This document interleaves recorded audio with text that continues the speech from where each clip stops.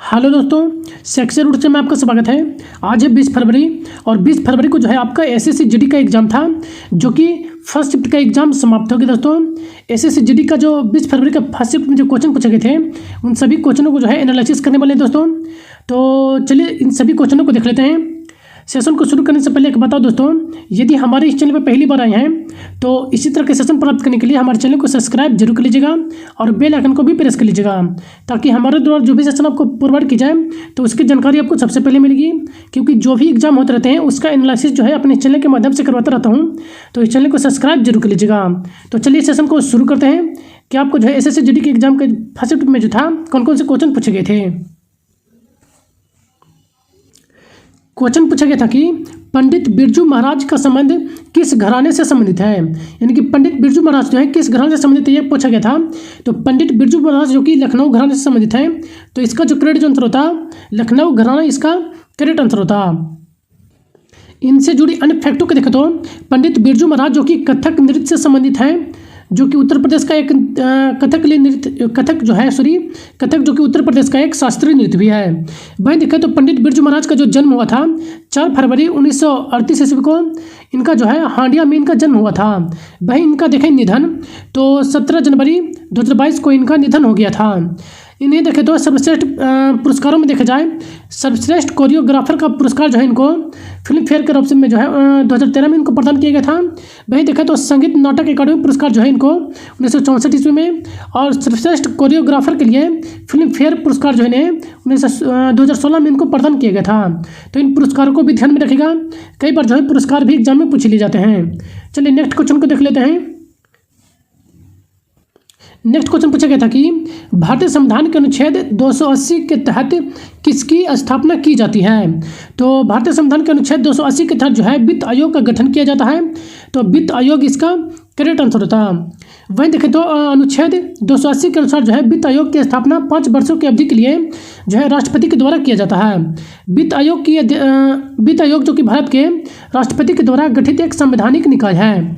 वहीं देखें तो भारत के वित्त आयोग 1991 में गठित किया गया था, जो कि पहला वित्त आयोग था। वहीं देखें तो वित्त आयोग के जो पहले अध्यक्ष थे वह केसी नियोगी थे, और 14वें वित्त आयोग के अध्यक्ष वाई रेड्डी थे, और 15वें वित्त आयोग के अध्यक्ष जो कि नंद किशोर सिंह थे। तो इन सभी फैक्ट को भी आप ध्यान में रखेगा। नेक्स्ट क्वेश्चन पूछा गया था कि 50वें मुख्य न्यायाधीश कौन है, यानी कि 50वें क्रम के मुख्य न्यायाधीश कौन है। तो वो जो 50वें क्रम के जो मुख्य न्यायाधीश हैं वो डी वाई चंद्रचूड़ हैं। तो इसका जो करेक्ट आंसर होता डी वाई चंद्रचूड़ आपका करेक्ट आंसर होता। वहीं देखें तो राष्ट्रपति द्रौपदी मुर्मू जो कि इनके द्वारा जो है 9 नवंबर 2022 ईस्वी को जो है राष्ट्रपति भवन में न्यायाधीश डी वाई चंद्रचूड़ को जो है शपथ दिलाए, और इनको जो है नए न्यायाधीश के रूप में शपथ लिए थे, और ये जो है 50वें क्रम के न्यायाधीश बने थे। वहीं देखें तो न्यायाधीश ये जो थे इनसे पहले उदय उमेश ललित थे, जो कि इन्होंने जो है 28 नवंबर 2022 को अपना पद त्यागा था। यानी कि 49वें क्रम के जो मुख्य न्यायाधीश थे वह उदय कुमार यानी यू ललित थे। तो इन फैक्ट को भी ध्यान में रखेगा। नेक्स्ट क्वेश्चन पूछा गया था प्रधानमंत्री जनधन योजना कब शुरू की गई थी। तो प्रधानमंत्री जनधन जो योजना था वो अगस्त 2014 को शुरू किया गया था। तो इसका जो करेक्ट आंसर होता अगस्त 2014 आपका करेक्ट आंसर होता।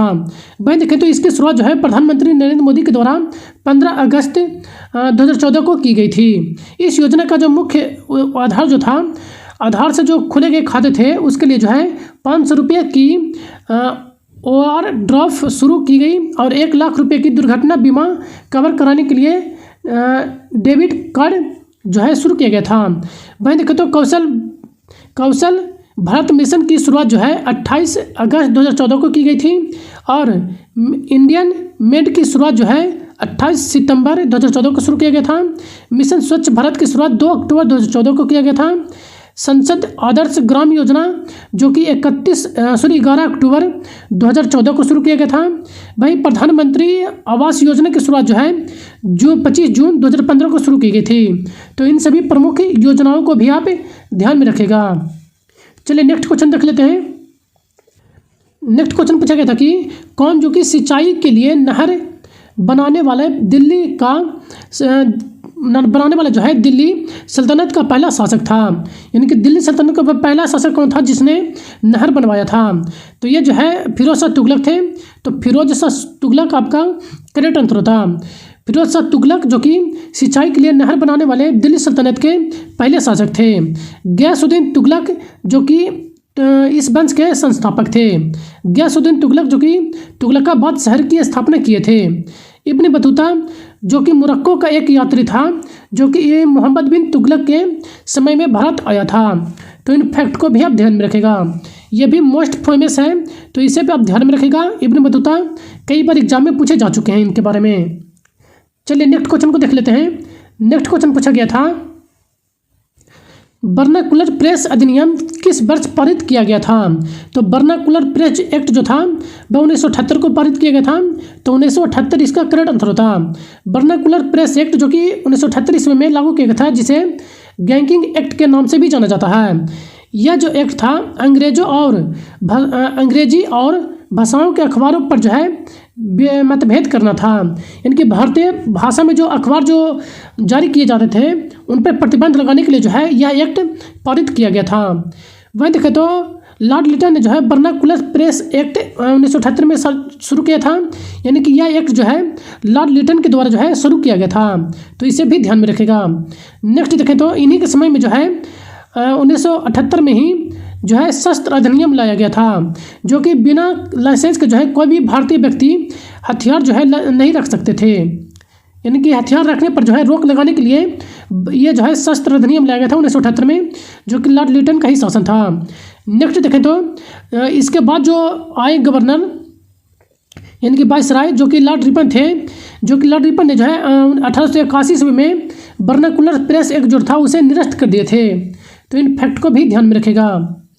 यानी कि लॉर्ड लिटन के द्वारा जो है वर्नाकुलर प्रेस एक्ट लाया गया था और रिपन के द्वारा जो है इसे हटा दिया गया था। चलिए नेक्स्ट क्वेश्चन को देख लेते हैं। नेक्स्ट क्वेश्चन पूछा गया था, केंद्रीय प्रत्यक्ष कर बोर्ड CBDT के नए अध्यक्ष के रूप में किन्हें नियुक्त किया गया है? तो नए जो अध्यक्ष के रूप में नियुक्त जो किया गया है नितिन गुप्ता को नियुक्त किया गया है। तो नितिन गुप्ता इसका करेक्ट आंसर होता। नेक्स्ट क्वेश्चन देखें तो केरल में मोपला विद्रोह जो था, मलाबार विद्रोह कब हुआ था? तो मोपला जो विद्रोह था 1921 में हुआ था। तो 1921 इसका करेक्ट आंसर होता। मोपला विद्रोह यानी कि मलाबार विद्रोह के नाम से भी जानते हैं जिन्हें, यह जो है केरल में जो है 1921 में घटना घटी हुई थी। मलाबार विद्रोह जो कि 20 अगस्त 1921 ईस्वी को से लेकर 1922 ईस्वी तक चला था।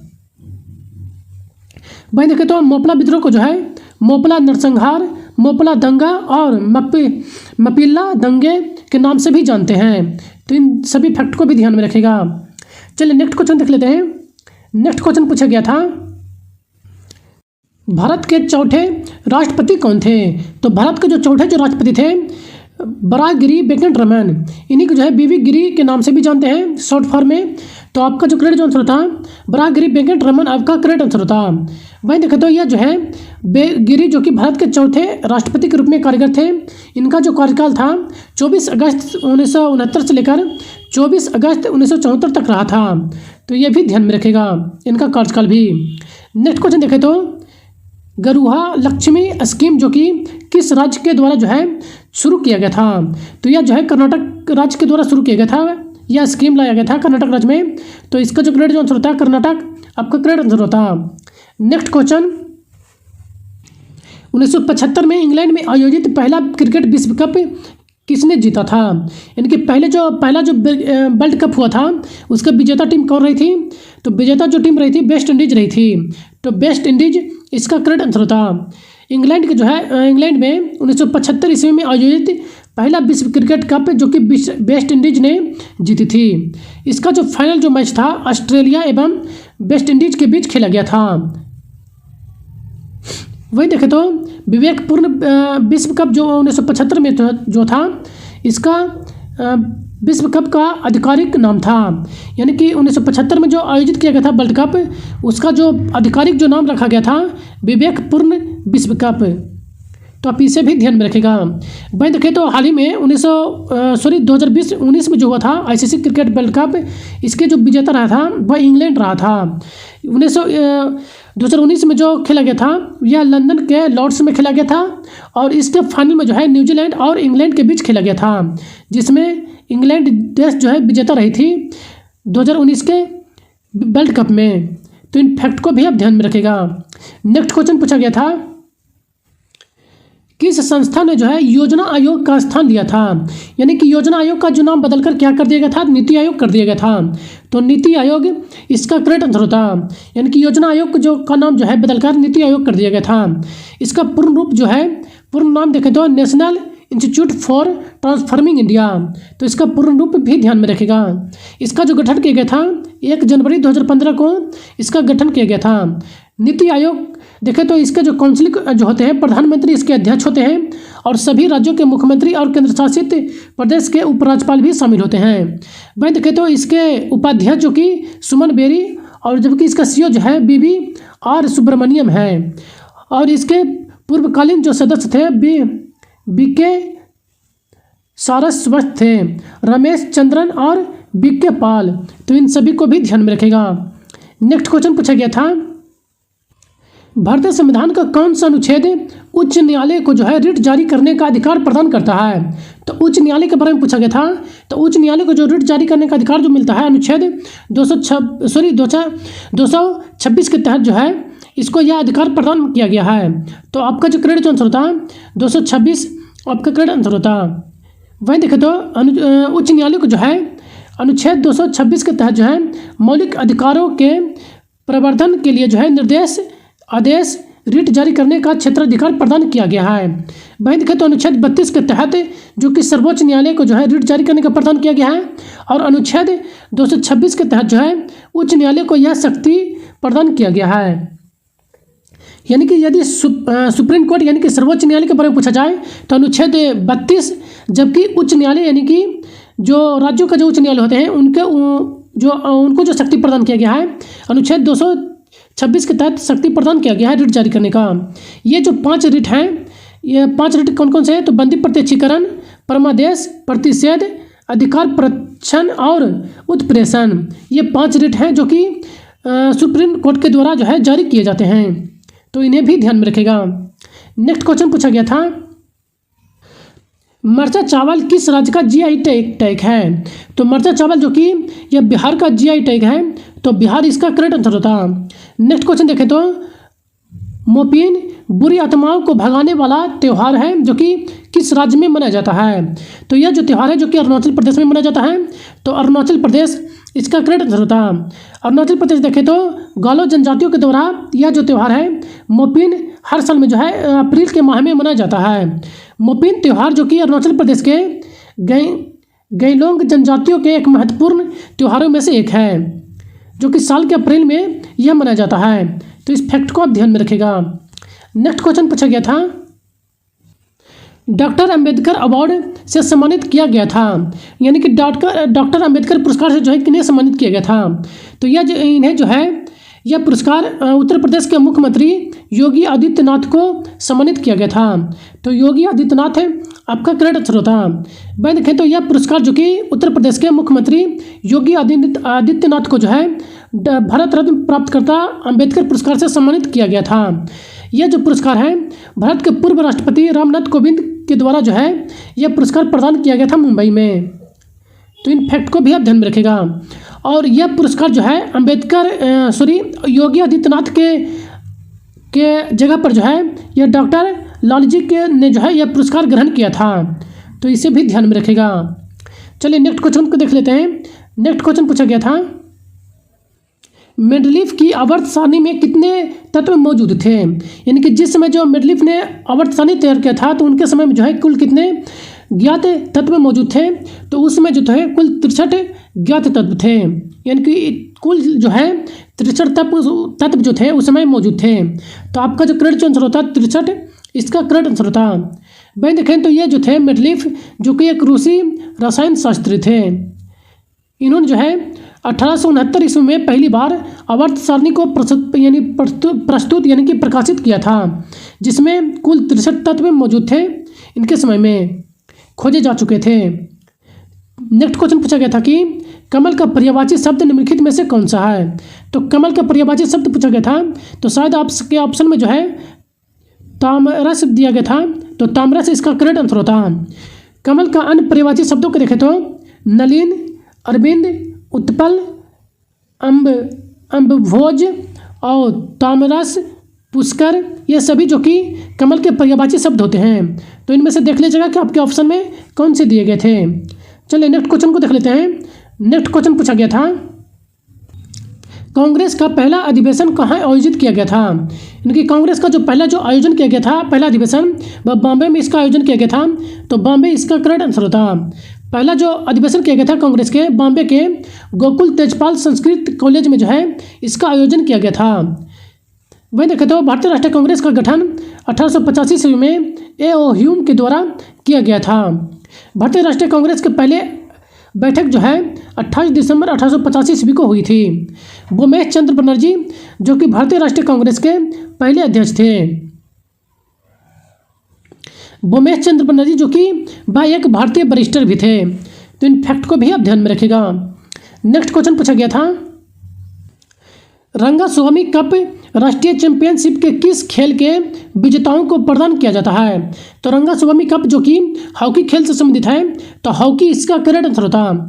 रंगास्वामी कप जो कि हॉकी खेल से संबंधित है।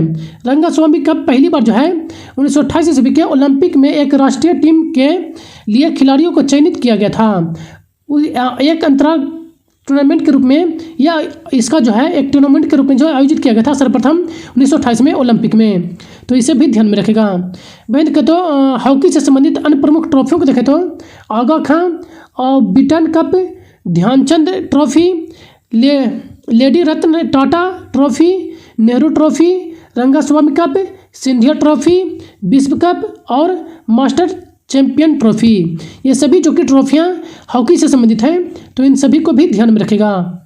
नेक्स्ट क्वेश्चन पूछा गया था सत्यशोधक समाज की स्थापना किसने की थी। सत्यशोधक समाज की स्थापना किसने की। तो ज्योतिबा फुले के द्वारा किया गया था। तो ज्योतिबा फुले इसका करेक्ट आंसर होता।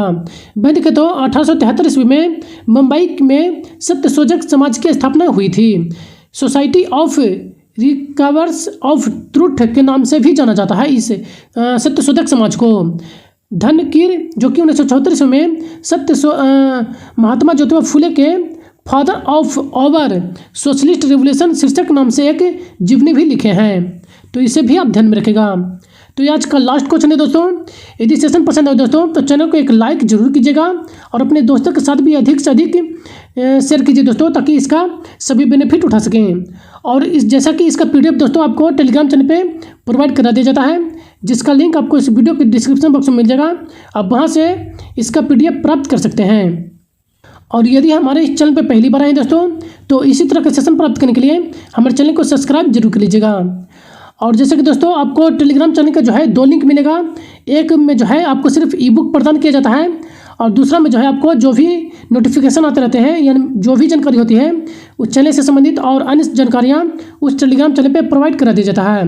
तो आप दोनों टेलीग्राम चैनल को जाकर चेक कर सकते हैं। जो भी आपको पसंद हो उसमें आप ज्वाइन कर सकते हैं। तो चलिए मिलते हैं नेक्स्ट सेशन में। सेशन में बनने के लिए धन्यवाद। Thank you.